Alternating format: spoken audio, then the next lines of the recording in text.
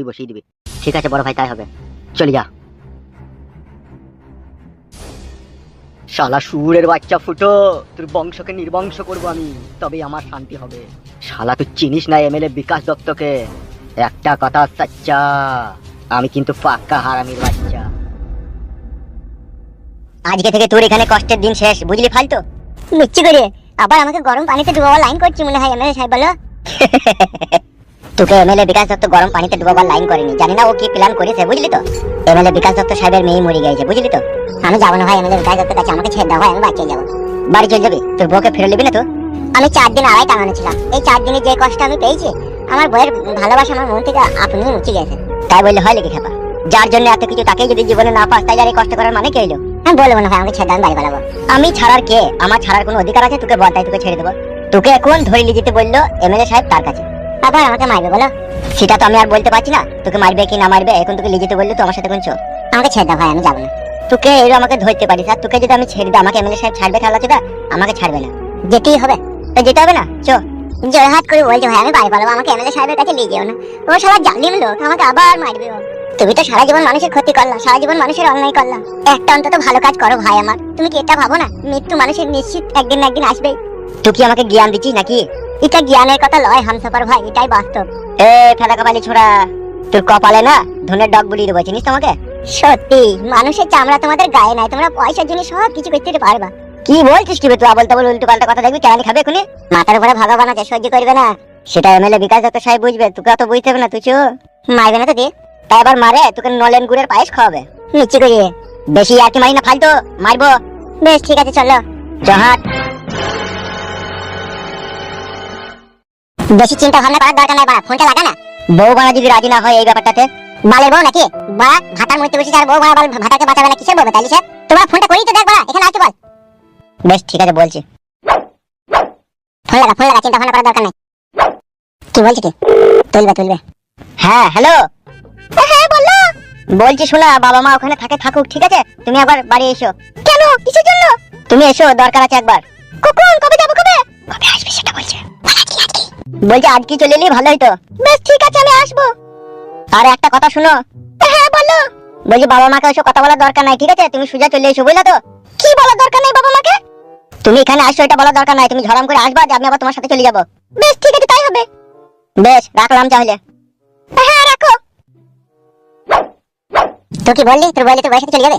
না বে, এটা ওকে পাম দিয়ে ডাকলাম। বুদ্ধি আছে বানা তোর। বুদ্ধি থাকলে কি আজকে আমাদের এই অবস্থা হয় রে? ওইরকম কথা বলছিস না তো। আমি মানছি আমাদের বুদ্ধি নাই, কিন্তু এমএলএ সাহেব খান কি ছেলে সুইদে বাচ্চা, ও তো একটা শিক্ষিত লোক বে, ও আর কি বুদ্ধি বে? ও খান কি ছেলে সুইদে বাচ্চা তো জারদ সন্তান। তাহলে বল, ও যদি জারদ সন্তান হয়ে যদি মানুষের খাই ক্ষতি করতে পারে, তাহলে আমরা ভালো ছেলে হয়ে কেন পারবো না বে? ক্ষতিটা তো সর্বপ্রথম ওই আমাদের করেছে বে। তা করেছে?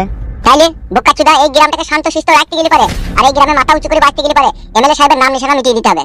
মিটিয়ে তো দেবই, ও খান কি ছেলে সুইদে বাচ্চা যে ক্ষতি আমার করেছে তা ভুলার লয়। তাইলে বল, খাপে যদি পেয়ে যায় শালার আমি লিঙ্গ কেটে বিচি দুটোকে বাই করে কড়াই ভরে আমি মজ মজ করে ভাজবো। কাম করে চিবি দিবি নাকি? ওই শালা হারামের বিচি চিবি খাবো তো ভাবলি কি করে? ওই শালাকে আমি ঘৃণা করি না। তাহলে বিচি দুটো সবসময় বাই করি বা কি করবি, লেগেই থাকো। আমার একটা জিনিস চিন্তা হচ্ছে কিন্তু ফুটো। কি চিন্তা হচ্ছে? বউ বাড়া আবার রাজি হবে তো এই কাজটা করতে? তুই শুধু হুঁ দিবি, বোঝানোর দায়িত্ব আমার। মেয়ে ছেলেকে কি করে বুঝাইতে হয়, কি করে না বুঝাইতে হয় সেটা আমি ভালোভাবে জানি। তুই শুধু হ্যাঁ হুঁ দিবি, বাদ বাকিটা যা বুঝাবার আমি বুঝিয়ে দেবো। বুঝাইতে পারলি তো ভালো হয়, তাহলে আমরা দুজনে একটু চিন্তা থেকে মুক্তি হয়। তোর বউ কখন আসবে কখন? বললে তো যে আমি চলে যাবো। তাহলে তোর বাড়ি আসবে তো? হ্যাঁ। তাহলে চ, এর বসে কি করবে? ঠিকই বলেছিস, চ।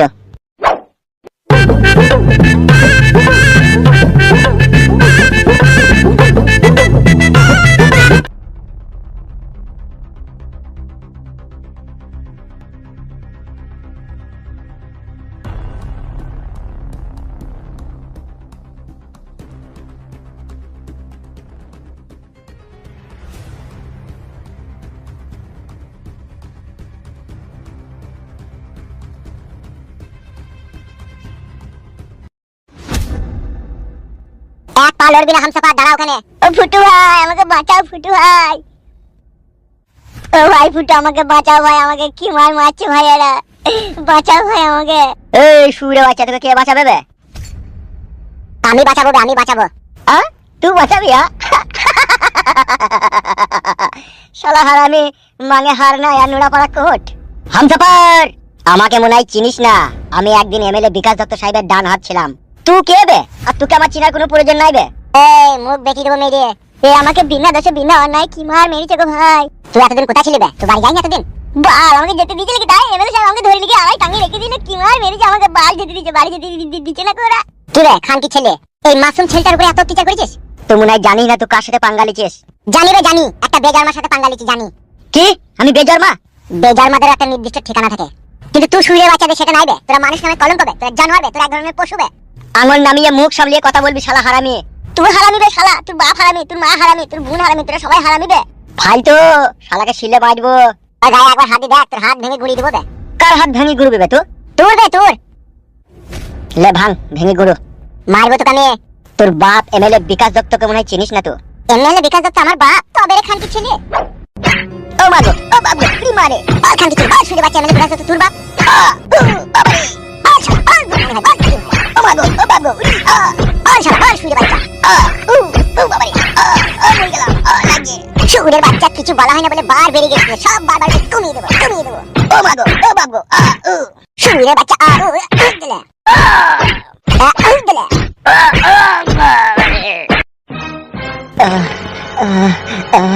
তোর বাপ এমএলএ বিকাশ দত্তকে বলবি তোর মৃত্যুর ঘন্টা বেজে উঠেছে। বুঝিয়ে দিবি তোর বাপ এমএলএ বিকাশ দত্তকে। My name is Fluto, only one king Khan. চল এখান থেকে, হামসা পাতি আমার সাথে চল। ও আগো ও বাবা গো।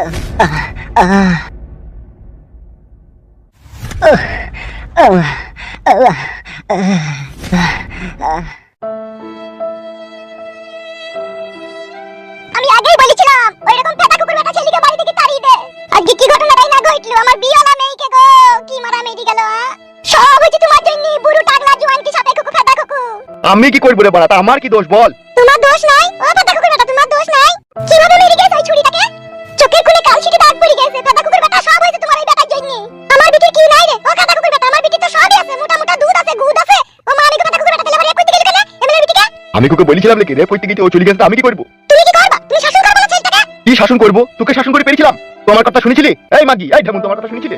এখন কোথায় কিছু বিছু না, এখন আমার দোষ দিছু নাকি? দুদিন আগে তো আমার ছেলেটাকে ধরে গিয়ে এমএলএ সাহেব নালি মারেনি, যদি মারতে তাহলে কি হইতো? বাড়ার বাল হইতো কি আবার হইতো, যা হইছে তাই হবে। বাড়ার বাল আমার ঢামনা চুদি মাগি চারিদিকে অশান্তি লাগিয়ে দিয়ে দেখুন সাধু সন্ন্যাসী সাইতে এসে। এ মা চুপ, ঝগড়া করি না চুপ। আমি কি ঝগড়ার কথা বললাম নাইলো? আমি তো বলছি ছেলেটাকে শাসন করতে। আজকে তোকে বাড়িতে এসে মেরে গেছি, কাল আমার ওই ছেলেটাকে ধরে গেল, পরশুদিন যদি আমাকে সেটা ভাই কই দেয়। তোকে জবাই করে দেয় ভালো লো, তুই জামি। ফাদা কুকুর বেটা রে, তোর ঘরে এত রস। আমি মরে গেলে তোর খুব ভালো হয়, আবার বিয়ে করবি, চারটা চুদুম করে আবার ঘর সংসার করবি লাই। আবার আমি ঘর সংসার করি, তোকে বিয়ে করি যে যন্ত্রণায় আমি পড়িছি, আবার আমি বিয়ে করি রে খান কি? তুই আমার জীবনের উপর দিয়ে মই মারন্তি কই দিলি। এ মা চুপ, যা ঘরে যাবে, সে আবু কি না ভালো লাগছে না, যা। হ্যালো তা তুই বলছিস না, তোর সাথে যে এরকম করে গেল, তোকে যে এমএলএ লোক মেরে গেল, কার লেগে মেরে গেল? আমার লেগে মেরে গেল না তোর ভাতারের লেগে তোকে মারলি বল?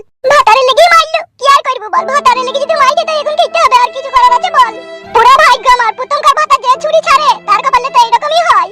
বুড়ি হইলেও আমার সোনার ভাতা ছিল গো, কোনোদিন আমাকে সইরি বসতে বলেনি। আর এই ফেটা কুকুর বেটা মা মেগুদের পাল্লায় পড়ে জীবন আমার কয়লা হয়ে গেল মা। কি ভাগ্য চক্করে পড়ে যে আমার প্রথমকার স্বামীকে ছেড়ে এলাম মা, আমি আজও বুঝতে পারলাম না। বুড়ি হলেও সে আমাকে এত ভালোবাসতো, কোনোদিনও সইরি বসতে বলেনি মা। আর এই মা মেগু ফেটা কুকুরের পাল্লায় পড়ে আমার সোনার জীবনে টিনের মতো জং পড়ে গেল মা। স্বামী আমার বুড়ো ছিল, কিন্তু কত ভালোবেসে ছিল সে ভালোবাসা ভোলার লয় রে মায়া। রাতে যদি কোনোদিনও পা হাত যন্ত্রণা করতো, এমন সোনার ভাতা ছিল আমার, পা হাত শুধু টিপে দিত মা গো ওই মায়া। আর এই মামেগুদের পাল্লাই পড়ি রূপ জৈবন খুলি দু, মামেগুদের মন পেলাম না রে মায়া আমার। মনের ভিতরে যেই দুঃখের পাহাড় জমলো মারে মায়া আমার, কাউকে খুলে দেখাবার লয় রে মায়া। সবকিছু তোমার জন্য আর তোমার ছেলের জন্য হচ্ছে। ও মা আমি আর কারো দোষ দেবো না মা গো মায়া আমার। ও মা আমার এই পুরা ভাগ্য মা গো,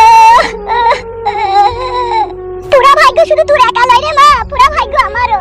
নাইলে এই মামেগো টাকলা জোয়ানকে রূপ জৈবন খুঁজে দেবো, এই মামেগোর বুড়ো বয়সে কি আমি মন পাই না বল? আমার আর ভালো লাগছে না মা, আমার আর এই যন্ত্রণা ভালো লাগছে না রে। চুপ চুপ, আর কাঁদিস না, চুপ। তোর ঢেমুন মাগি বিশাল যন্ত্র। কেন রে? ও ফাটা কুকুর বেটা, আমি আবার বিশাল যন্ত্র কি করে হলাম? বুঝি দেখ গা। কি বুঝি দেখবো? এমএলএ বিকাশ দত্তর সাথে তোর একদিন তো লাইন ছিল লো। দেখলো দেখ, ফাটা কুকুর বেটার কথা দেখ, বুঝি এমএলএর সাথে আমার লাইন ছিল। কবে তার কাছে একটা তিরপলের জন্য আমি গিয়েছিলাম, আর বুঝি আমার সাথে চাইছিল। কত আর মিথ্যা কথা বলবিলো তুই? তুই খুব সত্যি